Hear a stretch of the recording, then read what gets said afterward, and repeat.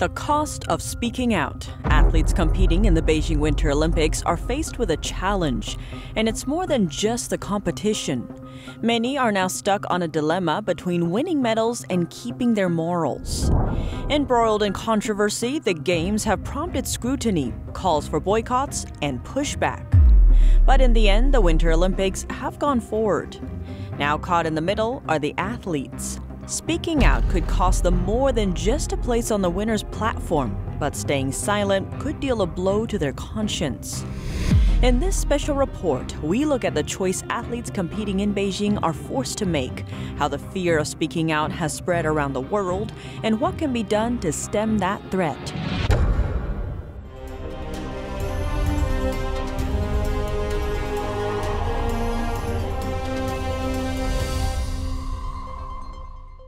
Welcome to China in Focus. I'm Tiffany Meyer. All eyes are on Beijing for the Winter Games, and one Olympian is drawing particular attention.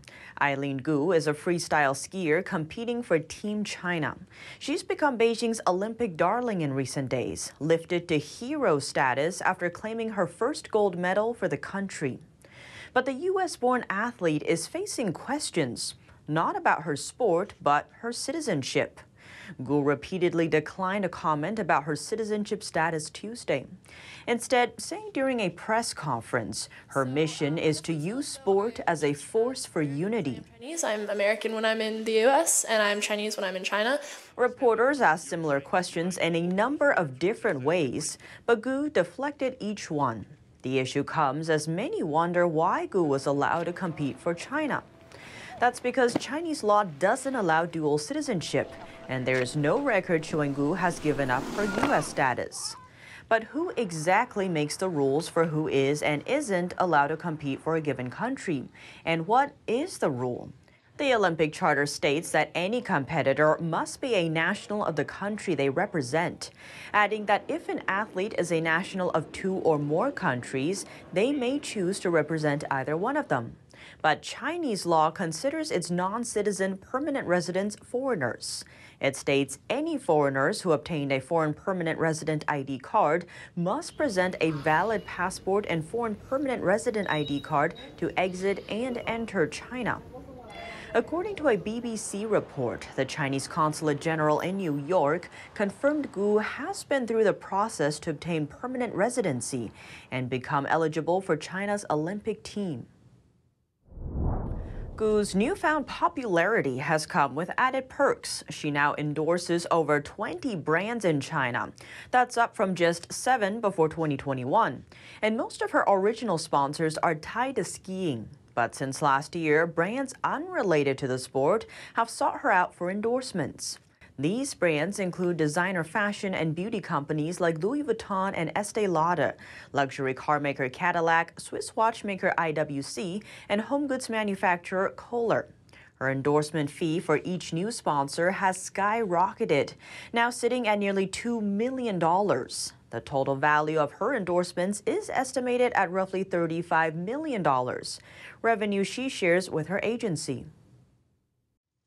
Besides star athletes, other questions are plaguing the Beijing Olympics. Calls and protests against China's human rights record have continued following the opening ceremony, and those tied to the Games now have a choice to make. To speak or not to speak, that is the question facing many athletes at the Beijing Winter Olympics. Many are wrestling with the dilemma amid the human rights abuses happening in China. Choosing to speak out could cost them a medal. Staying silent may go against their morals.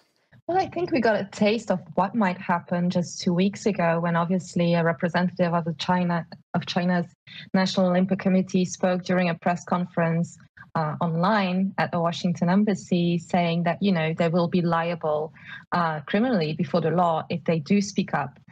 House Speaker Nancy Pelosi has urged athletes not to speak out while in China for their own safety. So I think the world's athletes are essentially becoming Chinese for the extent of the time that they're in the country. So they're going to experience all of the repression and the surveillance and the lack of individual rights that the average Chinese person experiences on a daily basis.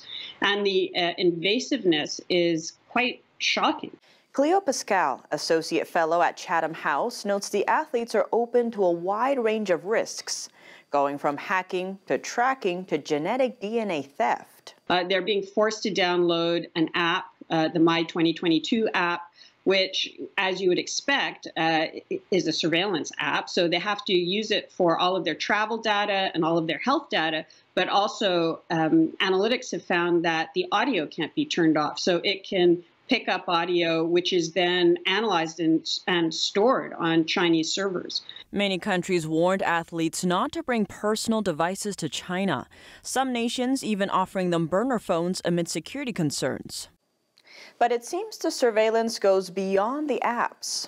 All of Beijing's Olympic visitors, including athletes, staff, and journalists, are isolated in what's known as the Olympic bubble or closed loop. It's a policy designed to isolate foreign visitors from the city's general public. Inside the bubble, athletes are only allowed to use 3 currencies: cash, Visa, or the digital yuan, China's digital currency. The digital yuan, which again is a method of surveillance, which the Chinese government is trying to roll out across China. And that surveillance extends even further. There's also the danger of genetic data theft or discrimination. The regime is completely opaque. So yes, they are being tested, but I don't know whether there's verification over whether those positive tests are actually positive tests or are being used to manipulate who can compete and who can continue their training regimes. That's a type of micro impediment, hindering athletes to be able to compete at their best level. For example, they don't get a good night's sleep, or they don't get good food, or they get repeatedly, aggressively COVID tested, including in very invasive ways that has a psychological effect. These are all absolutely to be expected. But why would the Chinese Communist Party employ micro impediments amid the Games? After all, the 3 values of the Olympics are excellence, friendship, and respect. But the Chinese regime seems to have something else in mind. The goal of the Chinese state in the Olympics isn't just to do well, and it isn't just to beat everybody else. It's actually to win every single medal in every single category, right? I mean, that's the goal. And to do that, if you're applying an unrestricted warfare type of approach to it, nothing is off the table. These tactics and types of surveillance are means to achieve that goal. But why does China want to win every single medal? This desire for China to be recognized as number one. And it's not just about being number one in the Olympics. It's about being number one in the world. The goal is to cement the regime as legitimate on the world stage. To achieve that, Beijing has turned to unrestricted warfare. As Pascal noted, nothing is off the table.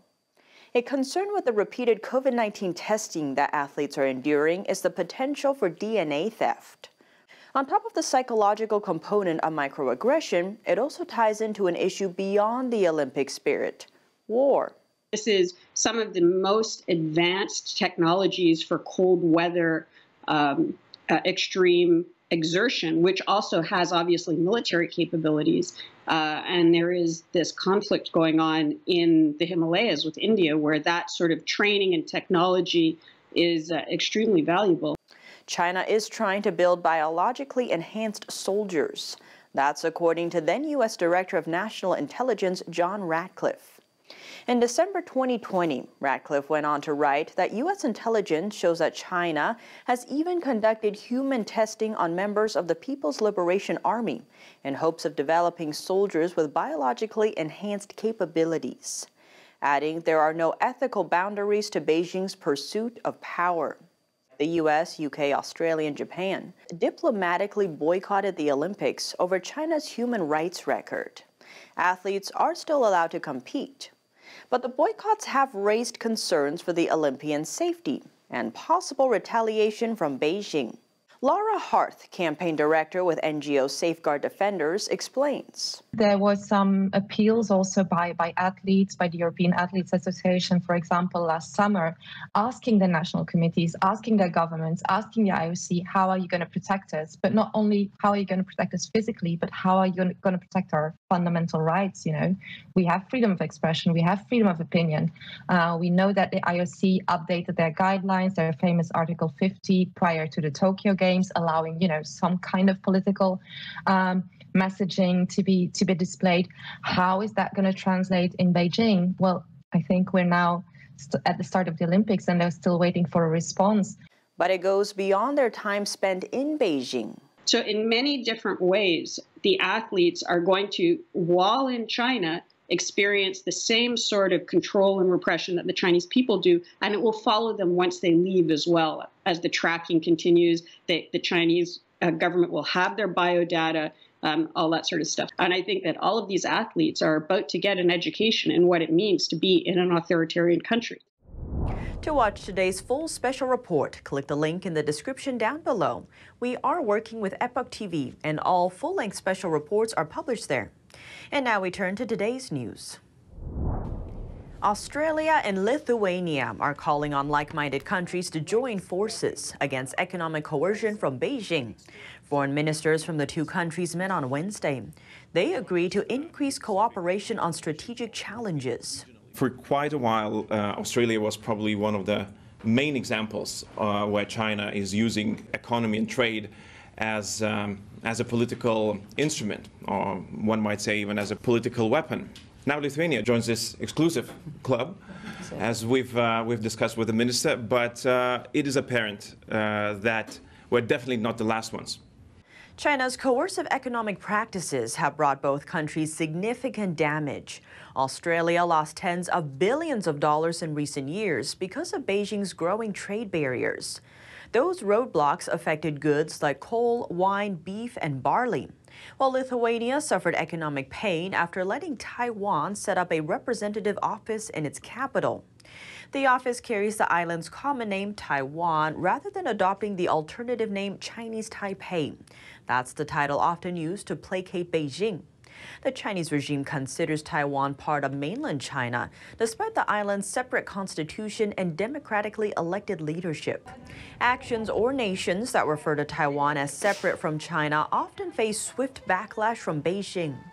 Sparked by Lithuania's conflict, the European Union is taking its China complaint to the World Trade Organization. It accuses Beijing of holding up goods, both from Lithuania and those made with Lithuanian parts at China's borders. Australia's foreign minister said she agreed with her Lithuanian counterpart. I absolutely agree with Gabrielis in relation to the importance of like-minded nations who are interested in the operation of the international rules-based order, who are interested in free and open trade, who are interested in openness and transparency, in security and stability, working together and being consistent in our approach on these issues. Australia is now seeking to join the World Trade Organization talks over China-EU disputes. Lithuania's foreign minister welcomed Australia to join those consultations, which look to defend almost 3 million people in the Baltic region of Europe. Beijing is taking issue with new actions between the U.S. and Taiwan. This time, it's America's latest planned arms sale to the island. On Tuesday, China's foreign ministry condemned the transaction, saying it seriously undermined the country's security and sovereignty. The U.S. approved a $100 million sale of equipment and services to Taiwan. That's according to the Pentagon on Monday. The department explained the sale aims to sustain, maintain, and improve Taiwan's Patriot mission defense system. Taiwan's foreign ministry said it highly welcomed the decision. In a daily news briefing, China's foreign ministry spokesman reiterated that Beijing would take robust measures to uphold its own security interests. He also urged the U.S. to immediately withdraw the arms sale offer. Taiwan reported the largest incursion since October into its air defense zone late last month. That's when a whopping 39 Chinese military jets tore through the skies, marking the latest uptick in tensions between the island and mainland China. The U.S.-Japan alliance stretches back decades, and now the nations are strengthening that partnership even more. Joint military exercises began last week. They were held in the waters of Japan's Miyako Strait, just about 200 miles from Taiwan. 10,000 U.S. troops were mobilized, deployed from the Navy, Marine Corps, and Air Force. They trained alongside Japan's Maritime Self-Defense Force, commonly viewed as Japan's Navy. The drill is called the Noble Fusion. The U.S. side called the cooperation a message to its allies, saying the U.S. has the ability to maintain a free and open Indo-Pacific. And that's all for today's China in Focus. Thanks for watching, and see you tomorrow.